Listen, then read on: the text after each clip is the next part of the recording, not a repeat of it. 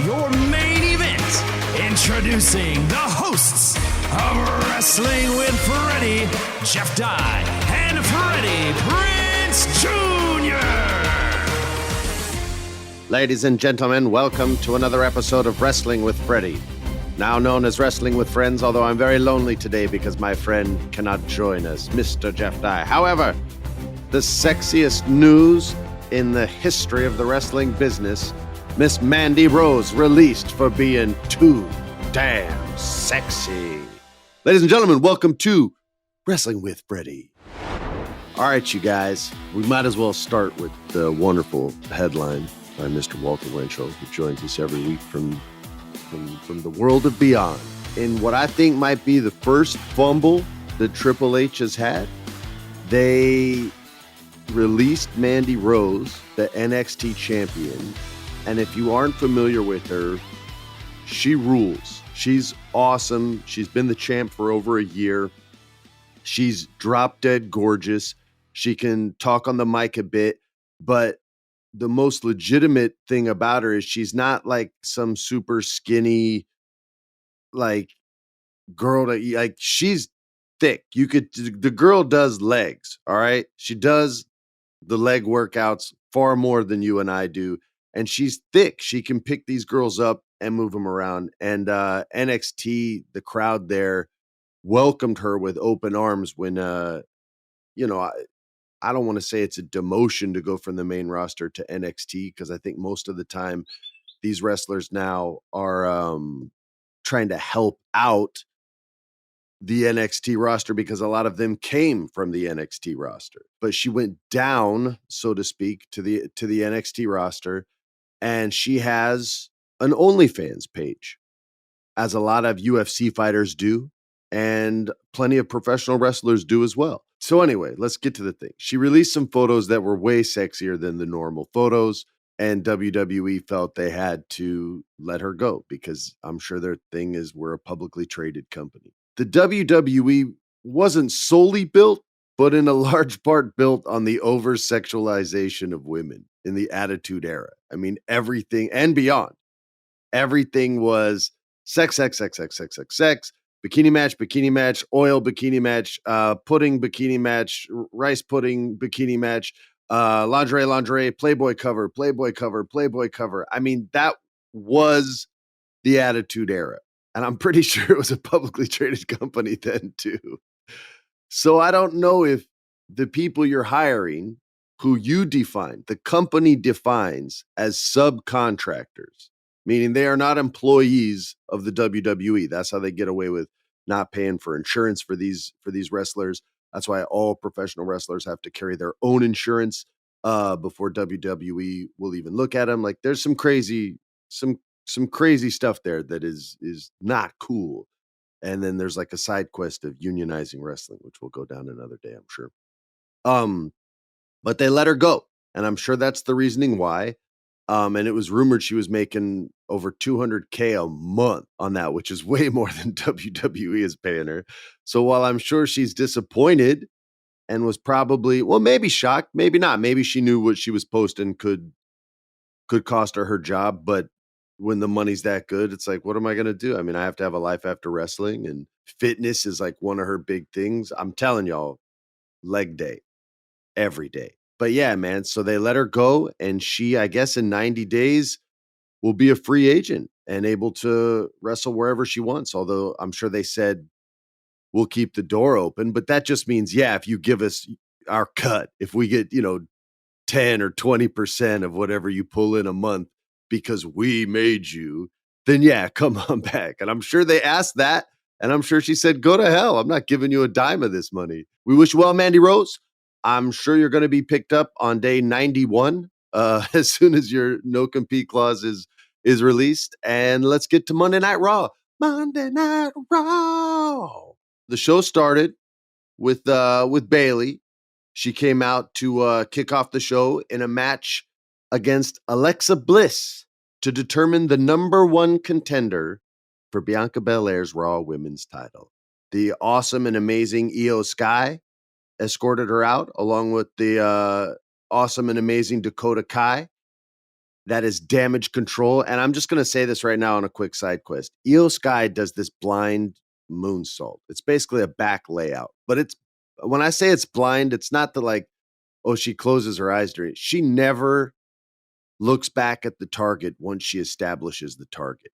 Meaning once you're where you're supposed to be, she's trusting you 100% that you are not going to move because she knows exactly where she's going to land. I've seen her do this off the top rope and off the top of a damn cage, and neither time did she look back even once. I think it's just a full blind moonsault, which is insane, and I have not seen her miss it.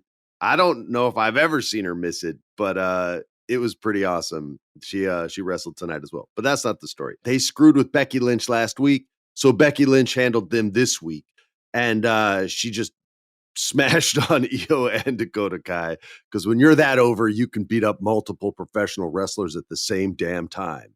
Bliss gets the win, which was pretty cool, so long as you like where the direction of the story is going. If not, then you're upset.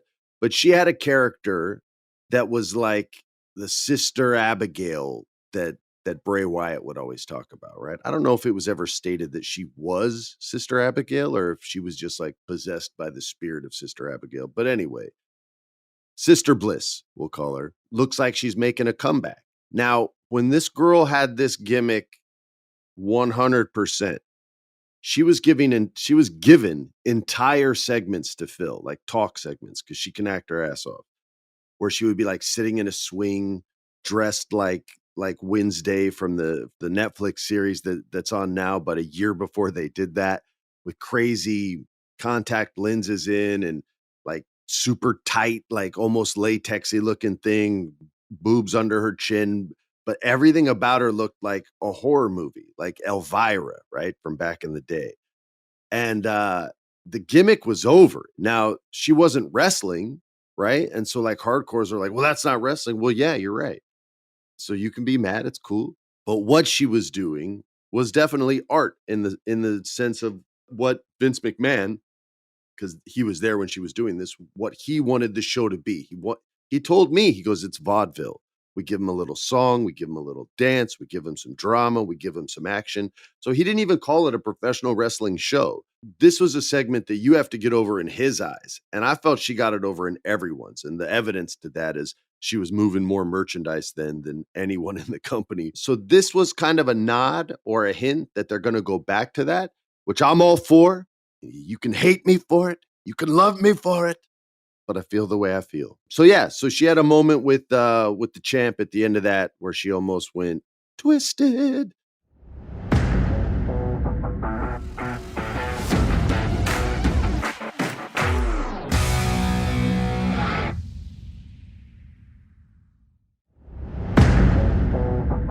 Look, I don't like what they're doing with AJ Styles right now. The only time he wins a match is when he's like way over the other person. Anytime they're remotely close, they got him losing nonstop. And this is a dude that deserves a better story. Doesn't have to be the champ again, although I wouldn't mind seeing that. I think credible stories is something that he's worthy of, and he's more than capable of telling. And I would like to see them get back to that. That's all I'm going to say about that. So we get to Candice LeRae and Io Sky. This was the blind moonsault that I was telling y'all about. And I'm sure everyone's like, yeah, we all know it's the blind moonsault, Freddie. That's the name of it. Well, if that's the case, I didn't know. I'm not in the same clubs that you're in. But I love this move. It takes so much trust on both people's part, right? But to see someone not check to see if they're going to be okay even once is so hardcore to me, even when it's choreographed. Like, it's just a gangster move. It's like divers off the high dive that are just like, yep, here we go. 30 stories up and flop, swap, splash. But it's a small splash because they got a good score. That's what I sort of equivalated to for those non-wrestling fans that are listening to the show. You guys are kind of the coolest because you're like, I don't know about wrestling, but I'm going to listen to your crazy ass stories. So I appreciate you guys for sticking around. So then we get to, the Bobby Lashley Seth Rollins thing is going to be my best of the week. So I'll just throw that out there now. But this was my favorite thing that happened on the whole show was the following backstage segment, which was Elias approaching Kevin Owens backstage, and he asked him to be at ringside for his concert to help have his back, right? And for those of you who don't know, the WWE did not one of their worst stories ever, because there were plenty in the 90s that were way worse. But the worst story in recent memory, where Elias, who I liked before they changed his gimmick, he really earned my love in there. He was a guy who was like comes in and sings in the ring, but he craps all over the town. Wherever he is, it'll be like, Denver, and he'll talk about they're all stoners, or if you were in West Virginia, how everybody's poor. Like that's his gimmick, right? And it slowly grew on me, and it slowly grew on the crowds. And even though he was crapping on him, they would cheer this guy, right?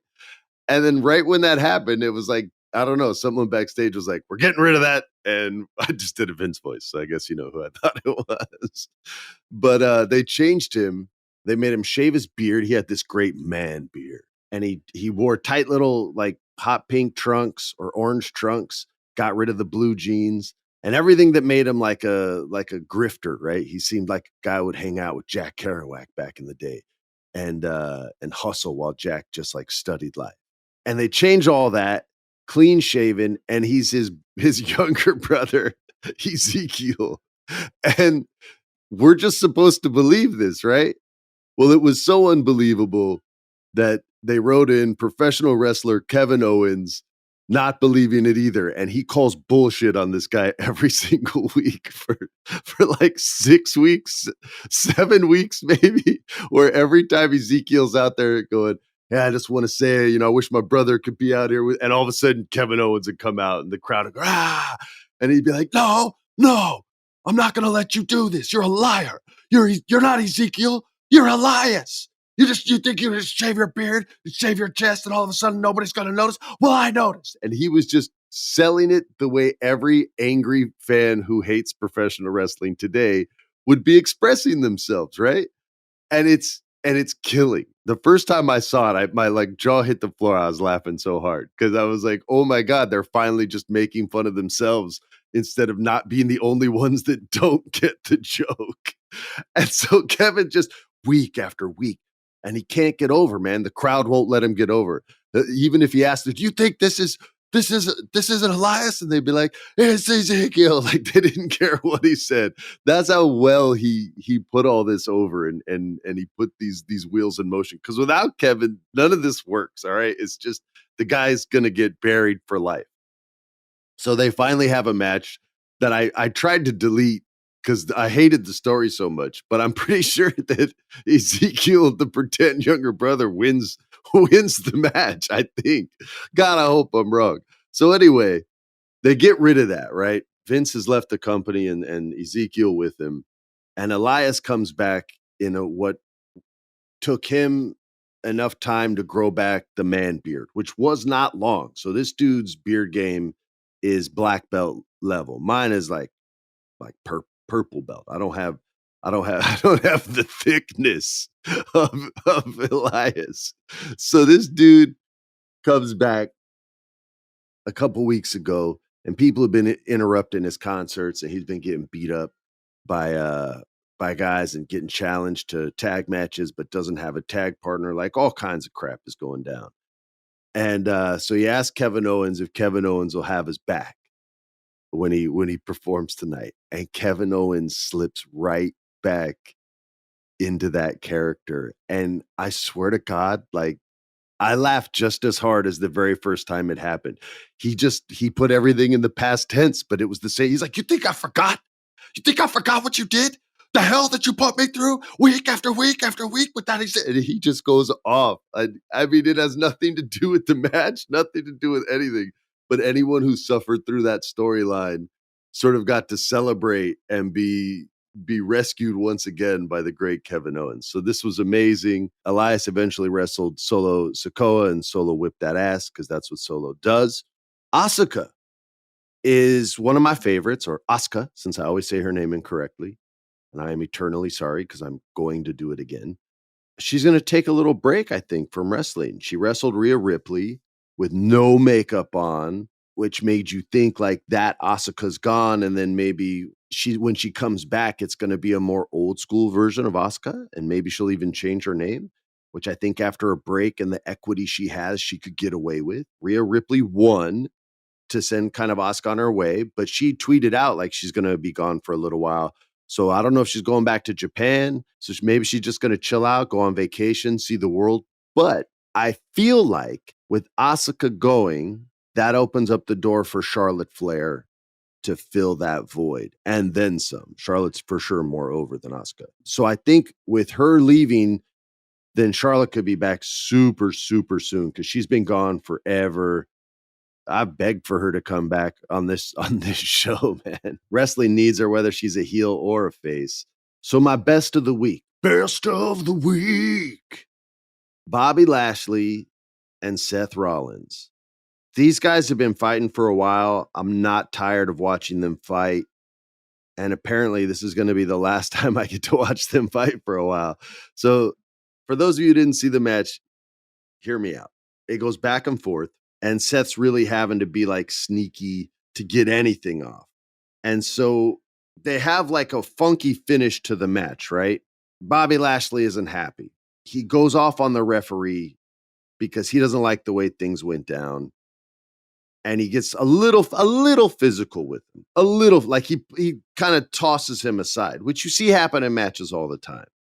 So Adam Pearce comes out, who's the general manager of Raw. And he comes out and he tries to calm Bobby down and let him know, like, dude, I've already had to talk to you either last week or maybe it was 2 episodes ago about your temper. You can't be putting your hands on officials.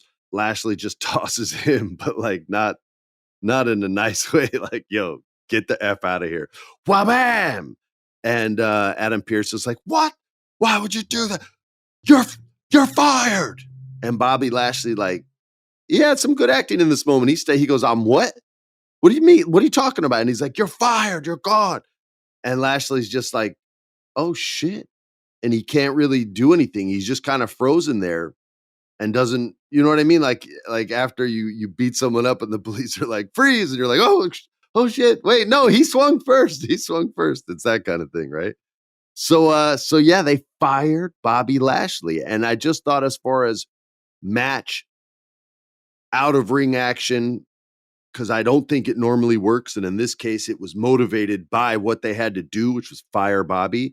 I loved everything about it. So that's my match of the week, or my best of the week.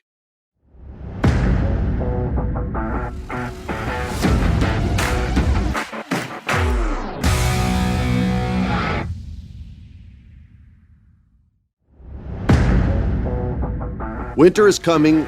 We're going to go kind of fast through. I will say this. The Elite versus the Death Triangle, which was those trios matches that I was like, well, I finally liked a couple trios matches. And then the third one, I was like, nah, man, I think I'm done. They announced all 7 dates. So, of course, it's going the distance. This week's story, if that's how they booked it, was awesome. And I think it was. So it's a 3-on-3 match, but you have to tag in, for those of you who don't know. And all 6 of these wrestlers are pretty sick. I love luchadors already. You got 2 of them. You got Neville, who they call Pac from WWE, who was for sure a gymnast in college or university, as they say in England. All 6 of these guys are masters, right? So they're going to be flying all over the ring. Braun Strowman's favorite flippy floppies.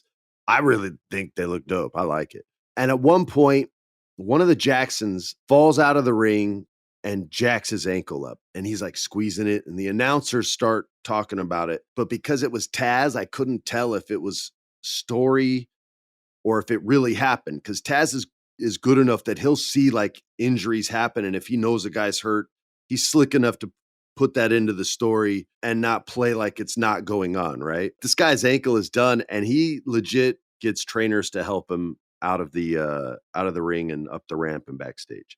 So I'm like, oh my God, they're not even going to finish the full 7 stories now. This dude legit just sprained his ankle and they just came back. Like they were gone for, I don't know, 2 or 3 months and the fans were missing them bad.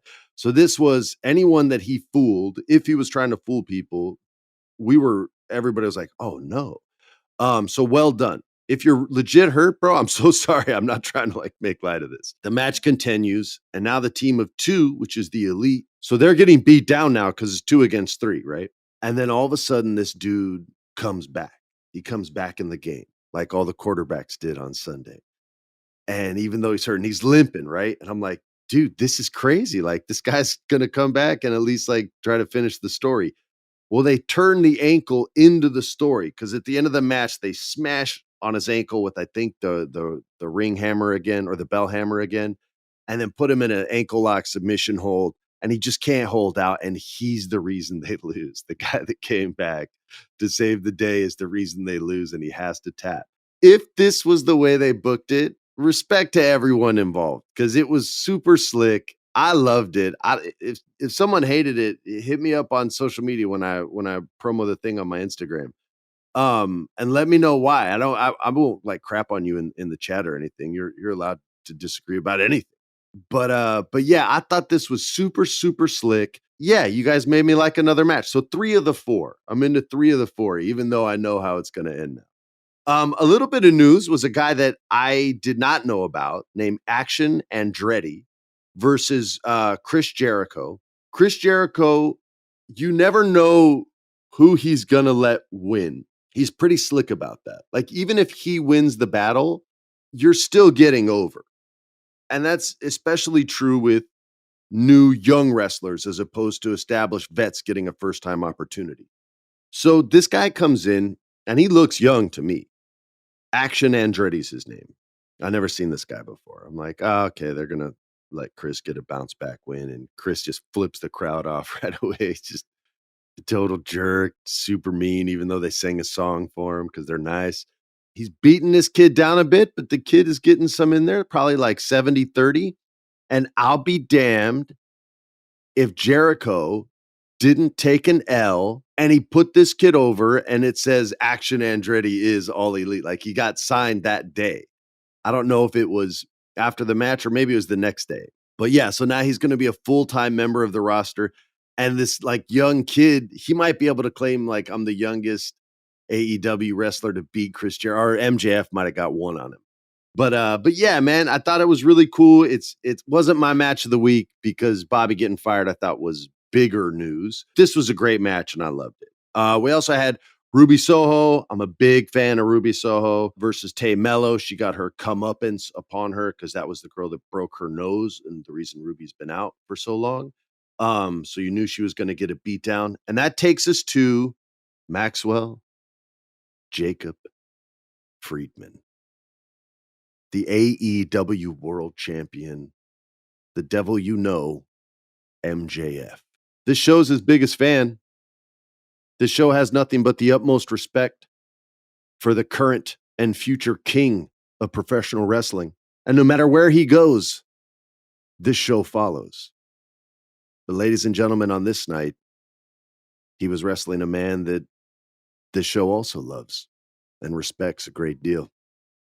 This man is absolute. This man is the jewel of New Orleans and Texas tough. Ladies and gentlemen, he was going against Ricky Starks. You've heard me talk about this dude. I love Ricky Starks. I was wondering why they weren't giving this guy any push, and they gave him a shot in this tournament. And he won that tournament, and in doing so, won an opportunity at Winter is Coming, which was the name of their Wednesday night show, which is kind of like not a pay-per-view, but like an extra special episode, right? So you're getting the champ wrestling. It's extra special for the title. And he's also wrestling for his diamond ring because he won the Battle Royal. So that's 2 big things. He won the tournament to get the championship, and he won their Diamond Battle Royal, which they put a shine on. So it's important to them.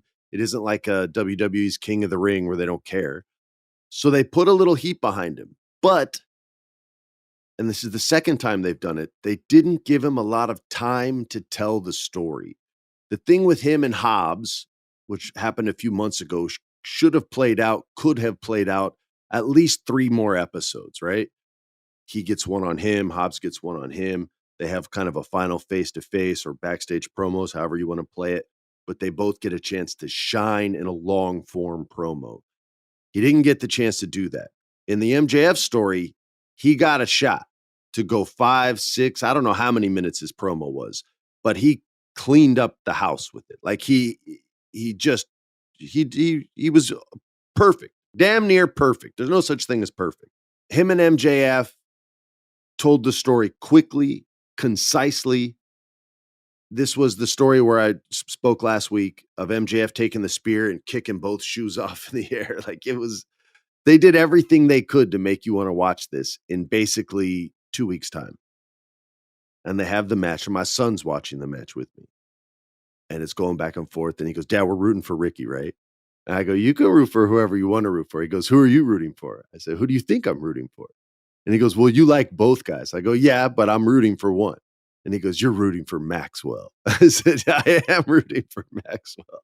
I said, I hope he wins. I think a heel champion is good. And I think he's the biggest thing in wrestling. He goes, well, I don't think he's going to win. So we're watching the match, and Ricky's doing great. And the ref gets jacked up. You damn refs, listen to me right now. You guys don't start wearing protective goggles and the right sort of armored equipment like a baseball umpire, these mistakes are going to keep happening. And I'm the wrestling snitch. I'm the ref snitch. I'm going to call you guys out every time I see this unprofessional behavior. So once again, can't count on our refs. They have tenure. It's like you can't get rid of them. Like I wouldn't be in there on every single move, ducking those wild shots just to make sure that I'm professional enough to do my job. You're damn right I would. And while this referee's attention is elsewhere, Max kicks my man Ricky Starks right in the balls. And my son goes, Dad, he just kicked him in the balls. I said, yeah, man, he did. He goes, that's cheating. I said, I know, man, it's cheating. I said, the ref didn't see it. He goes, oh my God. And he got up and he walked out of the room before the finish was over. And when you're that young and you can still believe the wrestling is real, it makes that moment so much more special. Like Rocky will remember that when he's 25 years old, hasn't watched wrestling in 5 years. And one of his friends is like, oh, dude, come to a house show. And I'm like, yeah, I used to go. And this moment will pop up in his head. Yeah, I remember when MJF kicked Ricky Starks in the balls just so he wouldn't lose his title. What kind of bullshit was that? I want to give love to Friday Night SmackDown, but I didn't like much of it. I didn't like the Jai Lee reveal. But anyway, my man LA Knight's out there busting his ass for you people, committing to storyline after storyline, whether they're good or not. And I'm not trying to say that this story wasn't good. However, Mr. Howdy or Uncle Howdy revealed himself tonight. Not behind what's behind the mask, just in the flesh, so to speak. LA Knight saying what he's been saying. Bray Wyatt this, Bray Wyatt that. It's all Bray Wyatt. Bray Wyatt comes out, says what he says. I know what you're thinking, but it ain't me. I would never do that, because if I would, it would be right to your face. And LA Knight's like, I don't give a damn, and doing his LA Knight thing. And all of a sudden, more smoke than any wrestling show has ever needed started to eerily and creepily fill the arena. So much smoke that I guarantee you Bray Wyatt could not even see LA Knight standing in the middle of the ring as he slowly approached it. Not so much for effect, but so he didn't trip over anything because the smoke was so damn thick. He finally gets in the ring, and LA Knight's not having it. And it's fisticuffs. Ba-boom, ba-bam, ba-boom. Bray Wyatt goes down in the turnbuckle, and LA Knight kicks him a few times. Whap-a, whap-a, the big boot. And the smoke is not dissipating. You can't even see half of the beatdown. And then it gets smokier, and you hear some new music, and here comes Uncle Howdy. I want to be kind this whole podcast. However, the mask and the hat has to be so big to fit over the mask, right? Which is a huge mask that it made Uncle Howdy look like like Hornswoggle was coming out. I'm like, what the hell? How tall is that dude? And I'm sure it's got to be Taylor, right? So I'm sure he's like 5'9", 5'10" at least. And this guy looks, 4 foot. He looks like my Uncle Paul Williams. All right. Google Paul Williams. Google Paul Williams. That's who it, I swear to God, do it right now. Even if you have to turn off my podcast. Google Paul Williams. That was my dad's best friend in the 70s. He's like 4'11". He's the president of what is it? ASCAP, the Musicians Guild. So he protects musicians' rights. He himself is and was a musician. Wrote songs for everybody. Wrote the Rainbow Connection, for crying out loud. Coolest dude in the world, but he's 4'11". He's little, and he calls me Little Freddie. That's what Uncle Howdy looks like when he came out. He looked 4'11", because the mask and the hat have to be so big that it makes the rest of his body look super small. This was, look, it's not Shockmaster bad. And if I'm the only one that looked at it like this, then it's just on me. And I guess it's not that bad at all. And I know I already didn't like the look of the mask and didn't really get the gist of the story. But this made me laugh, not in a good way. Like I was laughing at them, not with them. And the laugh through the speakers didn't match the body movement. Like there's no way to act in that getup. There's no way. There's no way. You can't see any expression. You can't hear the voice properly because it gets muffled behind the damn thing. And you have to wear a hat as big as the Mad Hatter in order to fit over the thing. This is so rough, man. It was so rough. And I like everyone involved in the storyline. So I just, maybe I'm in the minority on this, but I just can't do it, man. I can't deal with Uncle Howdy. I just can't. That's I already said it once, but the top dollar bit, Jeff and I have been begging for this team to get a push, and it ain't going to happen now, man. The big man, Top Dollar, who I loved. Him and B-Fab were my two favorite, and he was my favorite because I like seeing the big dudes that can move like that. He tried to jump over the top rope in like this giant, what you guys would, if you don't know wrestling, it's like a swan dive, right? Like off the platform. Wow, and he's going to land on everybody, and because he's so big, he could take out everyone out there, even his own teammates, God forbid. And he he went to do it, and like in the Olympics, the girls do those uneven bars, one's down low and one's up high. This is what my man Top Dollar did. Only he's probably like 310, 320. I mean, Shaq was like 340 his last year in LA. So maybe not that. Maybe he's like 300, right? He went to jump and the legs just didn't give him the jump that I guess he's used to. And he hits the top rope and his body just swings like a gate on a hinge, but straight down, and he doesn't hit anyone. Okay. He only hurts himself. By the way, if he's hurt, I feel so bad saying this. I don't think he is. I saw them celebrating when they won, so I don't think he's hurt outside of his pride, and we can all get over that. But he didn't hit anybody. 3 of the wrestlers couldn't react because he was so far away when he landed, and 2 of them who didn't get hit both kind of oversold it. So the whole spot was, look, and I know, botches are terrible and all this. Look, man, this was funny. It's all good. Everyone will be fine, but you don't need to do the big man dive out of the ring. You can do like a splash in the corner or jump off the apron and do one that way. Like you don't need to be trying to clear the third rope when you're that freaking tall and that freaking big. Thank you guys as always for listening, and we'll see you all next week.